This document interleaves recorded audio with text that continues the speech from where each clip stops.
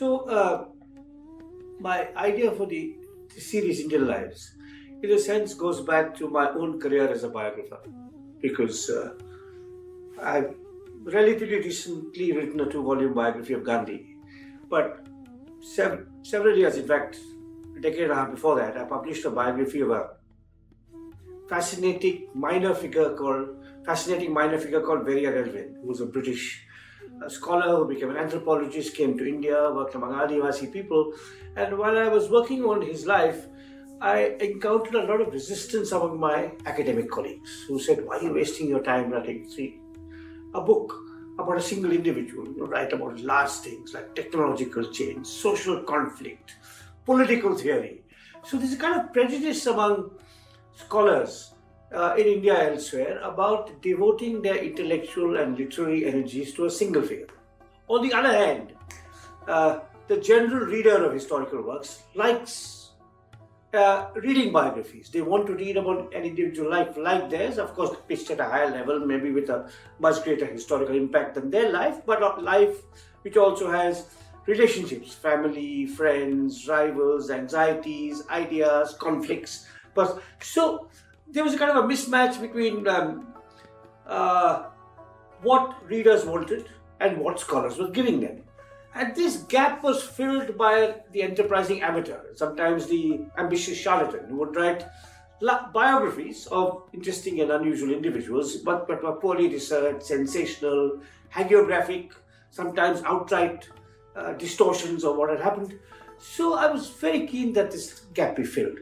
And I knew that because I've been a scholar and a writer for more than 4 decades, I knew that there were a range of outstanding historians who not only did rigorous research, but wrote well and elegantly. And I thought, let me try and persuade some of them to write for my series. And the first was Professor Patrick Olivelle, whose magnificent book on Ashoka was released yesterday in Delhi. And the others we can talk about.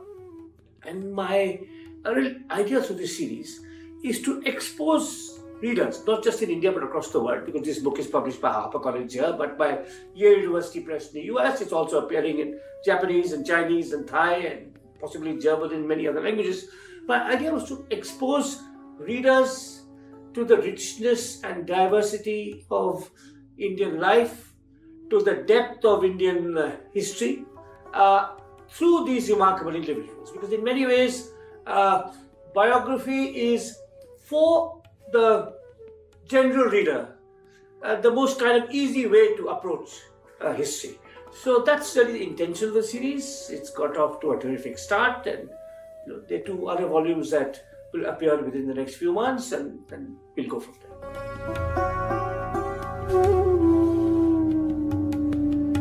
So there is the second book is on Sheikh Abdullah by Chitralekha Joshi. But before I come to Sheikh Abdullah, let me tell you a little bit about Patrick's book. So Professor Olivelle is a great scholar of ancient India. He is a master of the languages, Pali, Prakrit, Sanskrit. He also happens to know Latin and French and German, so he can put Indian history in a more global context. He has written outstanding books on religion, political theory. He's translated many major texts for world classics, including the Arthashastra, Manu, and so on. And he had never thought of writing a biography. Till I asked him, I said, "Why don't you write about a single individual?" And much of his work had been around Ashoka. So that's how he wrote this book. Likewise, Chitralekha Joshi, who is I think, almost certainly the leading historian of modern Kashmir. Now, unlike Patrick Olivelle, she had, on her own, before the series was conceptualized, decided to write a biography of Sheikh Abdullah, and she'd been chatting to me about the biographical art. So I said, "Will you give your book to my series?" So that's the second book. And again, if you look at it, it's a first-rate book about this remarkable, controversial, complex individual. It's a history of Kashmir, but it's also inevitably, because of how contested Kashmir is, a history of India and of Pakistan. It's a history that spans both the British period and the period of independence India. It's about princely states that are generally neglected in the literature through the lives of this singular and controversial figure. So that's the second book. The third book is by Nico Slate, who's a very fine American historian, and it's on Kamala Devi Chattopadhyay, whom I believe is by some distance the greatest Indian woman of the 20th century. She had an incredibly multifaceted career. She was an artist, a theatre person. Then she joined the freedom struggle. She helped persuade Gandhi to allow women to court arrest during the salt satyagraha, which he was hesitant to do. Then she was one of the founders of the Congress Socialist Party. She was a pioneering feminist. She was one of the leaders of the All India Women's Conference. She was a traveller. She went to China. She went to Japan. She took Gandhi's ideas of non-violence to the American South in the 1930s when Martin Luther King was still a little baby. So that's the kind of remarkably pioneering figure she was. After independence, Kamala Devi Chattopadhyay did very important work in resettling refugees from the Pakistan, Punjab, and from Sindh. And then, over the next 3 decades, she played an absolutely fundamental role in reviving and restoring India's handicraft tradition. So the cottage industries emporium you see in Connaught Place, or the renewal of handicrafts and artisanal techniques and cooperatives in the marketing of these really rich cultural heritage of India, is substantially due to what Kamala Devi did. So she was an exemplary figure, a feminist, a nationalist, a social worker, a thinker, a writer, a universalist, an international kind of traveler. And that's the third book, which will be out. So the Sheikh Abdullah book will be out in December, and the Kamala Devi book will be out in early March. And then slowly books will follow.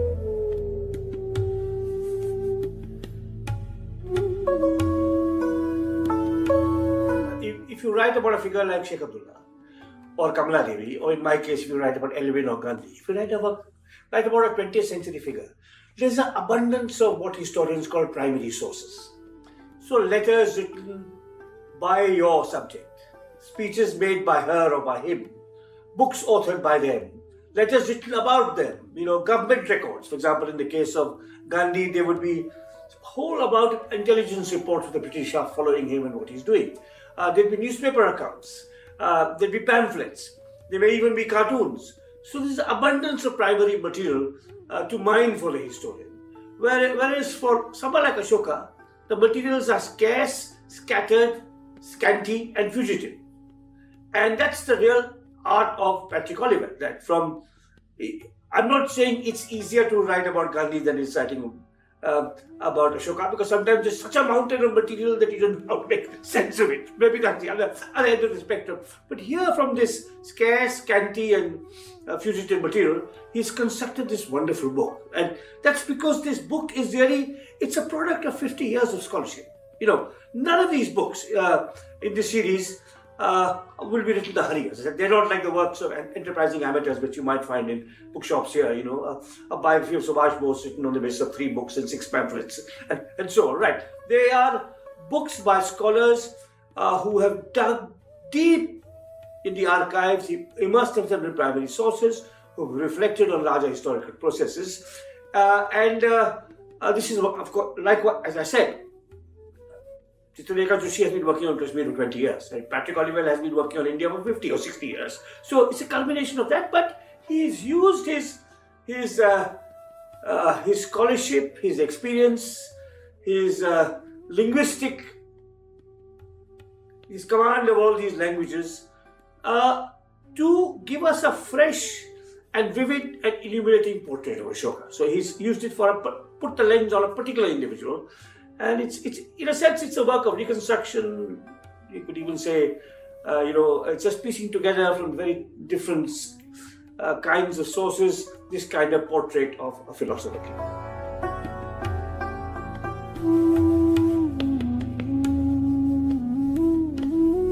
Well, I think a work of history should endure. And that's true of any literary or scholarly work. There was a Hungarian-British writer, Arthur Koestler, who since you have a literary background, who wrote a famous novel called Darkness and Noon, also wrote many important works of non-fiction. And he once said, I would sacrifice 100 readers today for 10 readers in 10 years' time and 1 reader in 100 years' time. So what this book is doing is hopefully capturing 100 readers today too, because this is written for a general audience, but by scholars who have really paid their dues, either in the archives or studying, the larger historical and social canvas. And these are works that are to be read today and tomorrow and next year. Just as Ashoka's works from several thousand years ago, his words are being reinterpreted by Patrick Olivelle. I'm confident that Patrick's book will last, maybe it'll last and be read after both the BJP and the Congress party are finished. So let's get beyond politics of any kind, right? Because and let's keep it to a side. Today, this book is not an intervention in current politics. It is a scholar illuminating a fascinating, interesting, underexplored aspect of our past. That's how it should be read. So every Indian who likes reading books, is interested in history, will be educated about her country and its past by this book, and the second, and the third, and the fourth, and the fifth. And what political use or misuse is made of them is not really my concern. And I don't think it should be the concern of any of the writers.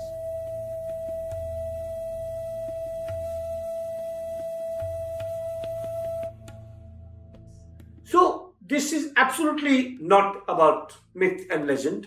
It is not artificially constructed past. This is carefully restored past based on rigorous research, knowledge of the necessary languages, in Patrick's case also architecture, landscape, all of that.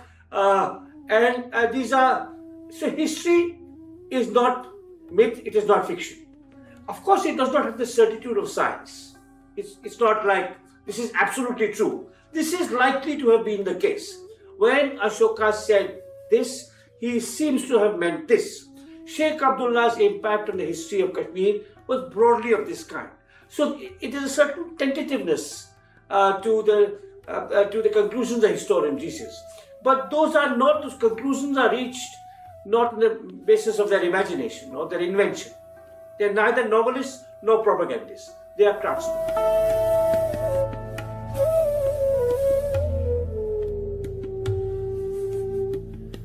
So my advice to every writer, whether scholarly or otherwise, is to always stay far away from politicians and parties. That is, you may have your views. You may be left-wing, you may be liberal, you may be a conservative, you may be, pro-abortion, anti-abortion, pro-environmental sustainability, or you may think environmentalism is just a deviation from economic growth. All that is fine. But always maintain your personal, professional, and political independence.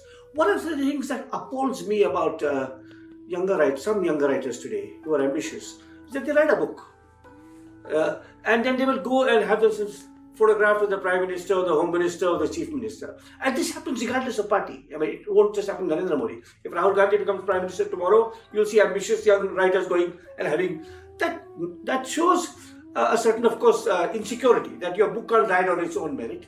So it also shows ambition and careerism. Patrick Olivelle does not need even my endorsement. I mean, at the end of this series, I'm proud to have published his book. I mean, he's a great scholar which in India has published a magnificent book on Ashoka. And everyone in this series will be of that scholarly pedigree and intellectual independence. And I would urge young writers, and sometimes it's very seductive. You see, sometimes it's not just ambition.